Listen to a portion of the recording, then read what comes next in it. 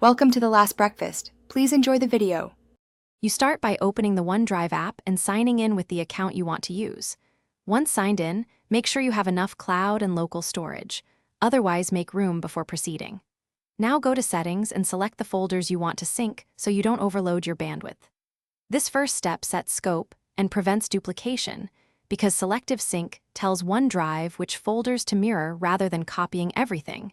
It saves time and network data. Now you configure the detailed sync behavior. Go to Settings, Account, then choose Folders and tick the specific folders you want mirrored. Untick others to prevent sync. If syncing an external drive, map its drive letter and create a symbolic link into your OneDrive folder. This allows OneDrive to treat it like a local folder.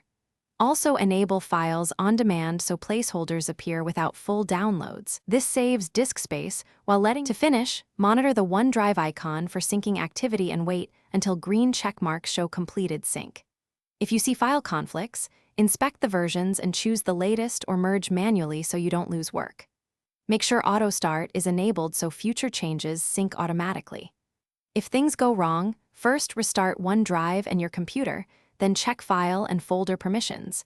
If it remains stuck, reset the OneDrive app. But remember that reset redownloads placeholders and may take time, so plan accordingly.